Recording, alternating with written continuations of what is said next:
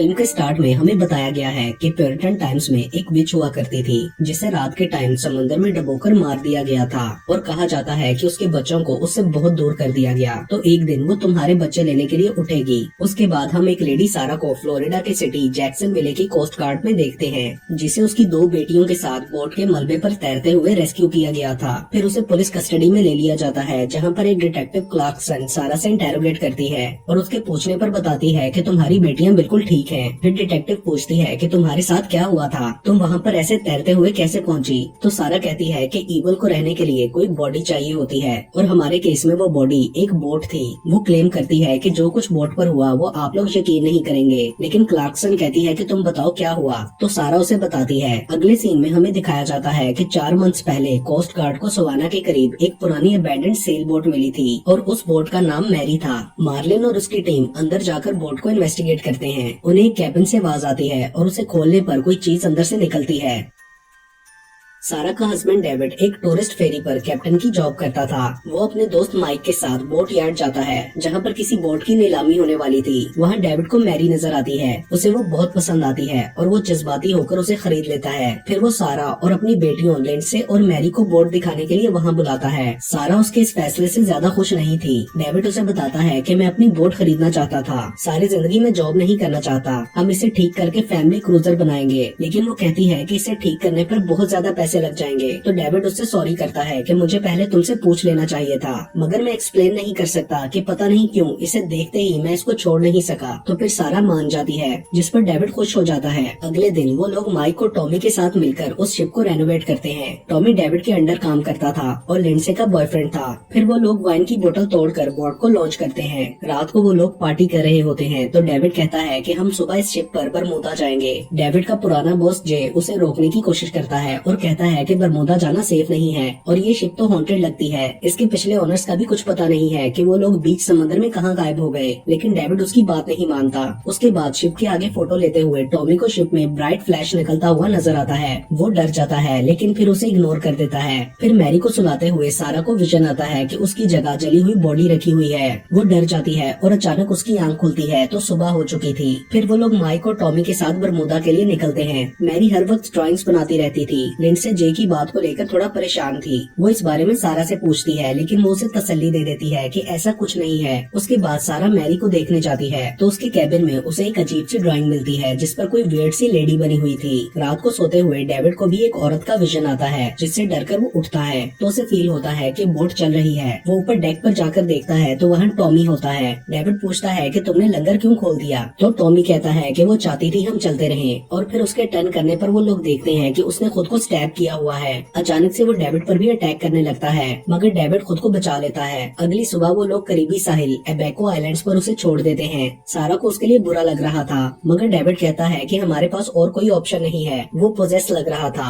और वो दोनों डिसाइड करते हैं कि इस बात को बाकी सबसे सीक्रेट रखना है, जिस वजह से लिंडसे उनसे नाराज होती है क्योंकि वो टॉमी के बगैर वहाँ नहीं रहना चाहती थी। उधर क्लार्कसन को सारा की बातों पर यकीन नहीं आ रहा होता और वो उससे कहती है कि मैं थोड़ी देर बाद दोबारा पूछूंगी और सही बात बताना, वरना मैं तुम्हें मर्डर समझूंगी। अगले सीन में बोट के अंदर सारा को अपने पीछे से कोई बच्चा गुजरता हुआ नजर आता है। वो समझती है मैरी है। उसके पीछे वो उस छोटे वाले कैबिन तक जाती है। वहाँ पाँव के निशान होते हैं और अंदर जाने पर दरवाजा बंद हो जाता है और लाइटर की रोशनी में सारा को वहाँ कोई औरत नजर आती है। वो बहुत डर जाती है, लेकिन तभी लाइट ऑन हो जाती है और डेविड दरवाजा खोल देता है। वो जाकर देखती है तो लिंडसे और मैरी सो रही होती है और डेविड कहता है कि सब तुम्हारा वहम है। अगली सुबह सारा पोल पर इंटरनेट डिवाइस सेट कर रही होती है। तभी लिंडसे को नेक पर किसी का हाथ फील होता है। वो समझती है मैरी है, मगर मैरी वहाँ नहीं होती। उसके बाद डेविड को खबर मिलती है कि टॉमी ने हॉस्पिटल में सुसाइड कर ली है, जिस पर वो और सारा बहुत सैड होते हैं। अगले सीन में मैरी कहती है कि मेरी दोस्त लेडी के लिए डिनर क्यों नहीं बनाया। तो लिंडसे बताती है कि इसने अपनी कोई इमेजिनरी दोस्त बना रखी है और ये सारी रात उससे बातें करती रहती है। फिर वो मैरी को मना करती है तो वो उसके मुंह पर ग्लास मार देती है, जिस पर मॉम और डैड उसे डांटते हैं और डेविड को उसके कैबिन में से एक हैंगमैन की ड्राइंग मिलती है। उसके बाद रात को सारा वॉशरूम वॉशरूम जाती है तो कोई दरवाजा खोलने की कोशिश करता है और फिर बाहर आने पर उसे पाँव के निशान नजर आते हैं, जिनके पीछे चलते चलते वो ऊपर डेक पर चली जाती है। वहाँ उसे अपना नाम सुनाई देता है। उस पर कोई अटैक करता है मगर माइक उसे बचा लेता है।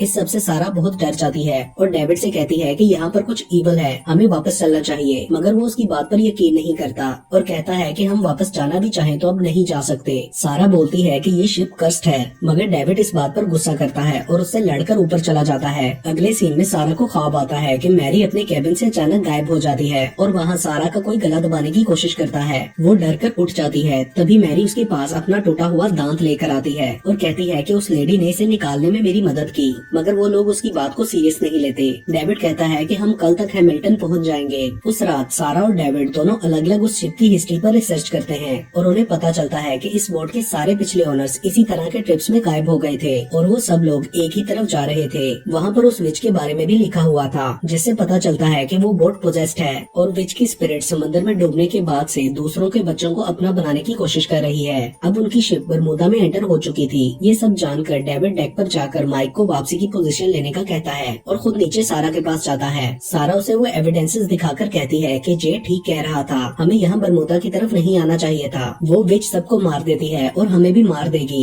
डेविड कहता है कि मैंने ये बोट हम सबके फ्यूचर के लिए ली थी और मैं चाहता था कि हम अच्छा फैमिली टाइम स्पेंड करें। दोनों में फिर से लड़ाई होती है। क्लार्कसन कहती है कि अगर ये सब सच था तो तुम लोग वापस क्यों नहीं आ गए या उस बोट से उतर क्यों नहीं गए। तो सारा कहती है कि वो विच हमें ऐसा नहीं करने दे रही थी। उसके बाद डेविड सारा को बताता है कि मुझे भी इस बोट पर कुछ गड़बड़ लग रही थी और अब हम वापस जाएंगे। तभी लिंडसे आकर बताती है कि मैरी को कुछ हो गया है। वो लोग उसे देखने चाहते हैं और डेविड ऊपर माइक को बुलाने जाता है, मगर वहाँ उसे कुछ अजीब लगता है और तभी माइक उस पर अटैक कर देता है क्योंकि वो भी विच के कंट्रोल में आ गया था। लेकिन तभी सारा आकर उसे बचा लेती है और माइक के सर पर कुछ मारकर उसे बेहोश कर देती है और डेविड उसे एक कैबिन में बंद कर देता है। अगले दिन वो लोग देखते हैं कि सेल्स तबाह कर दिए गए हैं, शिप्स की गैस भी निकल चुकी है और सैटेलाइट फोन भी फेंक दिए गए हैं। फिर डेविड माइक से बात करने जाता है तो वो बिल्कुल भी होश में नहीं होता। वो कहता है जैसा विच कहती है वैसा ही करो, हम सब मरेंगे, तुम्हारी हर चीज उस विच की है, तुम सबको उसके हवाले कर दो, तुम कुछ भी कर लो बच नहीं सकोगे। डेविड अपनी फ्लेयर गन लोड करके रखता है। फिर उसे ऊपर से आवाज आती है तो वो चेक करने जाता है। उधर लिंडसे को टॉमी की स्पिरिट नजर आती है। डेविड को पानी में किसी का साया नजर आता है और लिंडसे टॉमी के पीछे ऊपर पहुंच जाती है और टॉमी उससे सुसाइड के लिए कहता है। वो गले में रस्सी डालकर कूदने ही वाली होती है कि डेविड आकर उसे बचा लेता है। उधर माइक को भी कोई दरवाजा खोलकर बाहर निकाल देता है और वो पीछे से आकर डेविड पर अटैक करके उसे बेहोश कर देता है। उसके बाद वो सारा के पीछे जाता है। जब सारा की आंख खुलती है तो वो बंद ही होती है और बहुत तेज बारिश हो रही थी।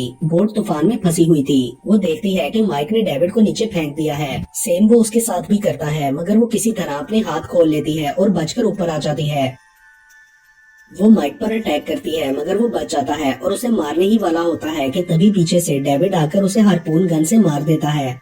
उसके बाद वो बोट चलाने लगता है और सारा नीचे जाकर लिंडसे और मैरी को ढूंढने लगती है। वो डेविड की फ्लेयर गन भी उठा लेती है। उसे छोटे वाले कैबिन से उनकी आवाजें आती हैं तो वो उन्हें वहाँ से निकाल कर खोलती है। फिर वो उन्हें लाइफ जैकेट्स देकर बोट से नीचे पानी में उतार देती है। उधर विच डेविड पर अटैक करके उसे मार देती है। सारा उसके पास जाती है तो विच उस पर भी अटैक करने लगती है, मगर सारा उसे फ्लेयर गन से शूट कर देती है और वो शॉट सिलेंडर को भी लगती है, जिससे फिश एक्सप्लोड हो जाती है। सारा बताती है कि उसके बाद में शिप से उड़कर बाहर गिरी। मैंने अपनी बेटियों को ढूंढने की कोशिश की मगर नहीं ढूंढ सकी। मैंने विच को तबाह कर दिया और अब वो मेरी बेटियों को कभी नहीं ले जा सकेगी। मैं उनसे मिलना चाहती हूँ। क्लार्कसन इस सब के बाद यही कंक्लूड करती है कि सारा ने ही मर्डर किए हैं और इसे कोई साइकिक प्रॉब्लम है। उसके बाद एक पुलिस वाला सारा को दूसरे रूम में ले जाता है। पीछे वो सिक्योरिटी कैमरा का फुटेज चेक करती है तो उसे सारा की जगह विच नजर आती है। मतलब उस विच ने सारा को पोजेस कर लिया था। तभी गोली चलने की आवाज आती है और वो देखती है कि सारा पुलिसमैन को मारकर खिड़की का शीशा तोड़ के भाग गई है और पुलिस स्टेशन के बाहर भी तूफान होता है जिस तरह बोट पर आया था। और इसके साथ ही ये मूवी यहीं पर खत्म हो जाती है।